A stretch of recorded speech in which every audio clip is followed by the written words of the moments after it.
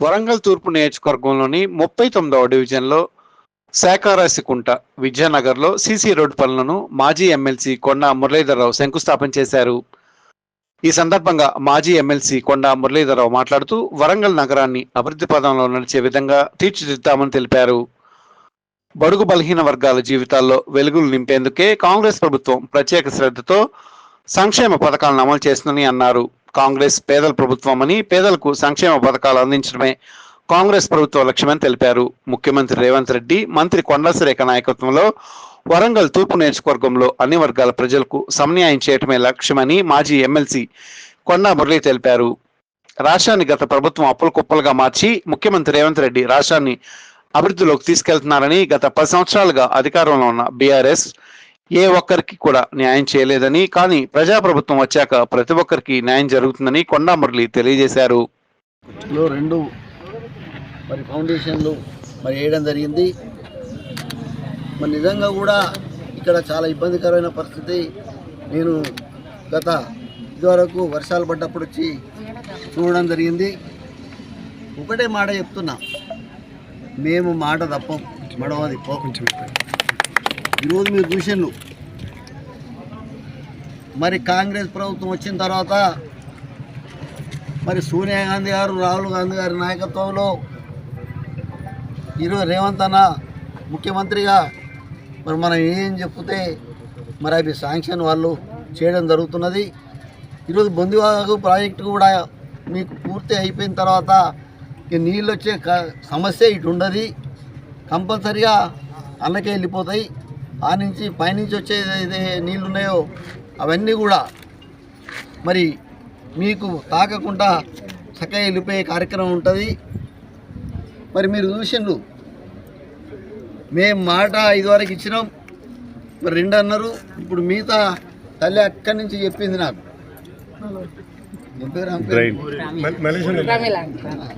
మల్లేష్ అన్న భార్య అట ప్రమీలక్క. కంపల్సరీగా అవతల రోడ్డు కూడా చేస్తా అక్క, మోరీ కూడా కట్టించే కార్యక్రమం కూడా పెట్టుకుంటాం. నేను ఇంకా 4 రోడ్లు ఉన్నాయని చెప్పడం జరిగింది. వాటిని కూడా రేపే నేను ఇక్కడ డిఈ గారిని, ఏఈ గారిని పంపి కంపల్సరీగా ఎస్టిమేషన్ ఇప్పించే కార్యక్రమం చేస్తాం. మీరు చూసిండు, మేము వచ్చిన తర్వాత, కాంగ్రెస్ ప్రభుత్వం వచ్చిన తర్వాత ప్రజలకు, పేద ప్రజలకు ఎవరికైనా ఇబ్బంది కాకుండా రెగ్యులర్గా చూసే కార్యక్రమం చేస్తున్నాం. అలాగే ఇక్కడ పోలీసు వాళ్ళు ఎవడైనా భూమి కబ్జా పాల్పడితే వెంటనే వాడిని ముదికెక్కిచ్చే కార్యక్రమం కూడా చేస్తాం. ఎక్కడ కూడా ఎవరికి అన్యాయం జరిగినా మీరు చక్కగా పోలీస్ స్టేషన్ పోండి. అక్కడ ఏసీపీ గారు ఉంటారు, సిఐ గారు ఉంటారు, ఎస్ఐలు ఉంటారు, కానిస్టేబుల్ ఉంటారు. వెంటనే సమస్యను పరిష్కరిస్తారు. దయచేసి ఇక్కడ రౌడీజం అనేది ఎక్కడ కూడా వరంగల్లో ఉండదు. ఎందుకంటే ఇక్కడ ఉన్నది కొండా సురేఖ గారు, మంత్రి గారు. ఆమె పరిపాలనలో ఎలాంటి ఇబ్బంది జరిగినా కూడా వారి వెనుక కొండమురళి ఉన్నాడు. కంపల్సరీగా మేము న్యాయం చేస్తామని తెలియజేస్తున్నా. మీరు ఏదైతే కమ్యూనిటీ వారు అడగడం జరిగిందో అది కూడా శాంక్షన్ చేస్తున్నా. అలాగే మీరు చూసిండు, మేము బాగా ఆలోచించినాం. నాయ బ్రాహ్మణులకు 1 ఎకరం ఇస్తున్నాం, అందులో వాళ్ళకు మ్యారేయాలు కట్టిస్తున్నాం, శాంక్షన్ చేపిస్తున్నాం. అలాగే సిక్కులకు ఏదైతే అక్కడ బయటికి అమ్మవాళ్ళు అంటారో పాపం వాళ్ళు సుత్త పట్టుకొని కొడుతుంటే ఆ ఎండలా చూడలేక వాళ్ళకు కూడా ఎకరంలో అందరూ కూడా ఆడ తయారు చేస్తారు. వాళ్ళ భర్తలు వచ్చి ఆడ అమ్ముకునే కార్యక్రమం కూడా ఏర్పాటు చేసే కార్యక్రమం ఈ నెలలో పట్టిన ఫౌండేషన్ వేసే కార్యక్రమం చేస్తామని తెలియజేస్తున్నా. అలాగే ప్రతి కమ్యూనిటీకి ఒక మ్యారేయాలు,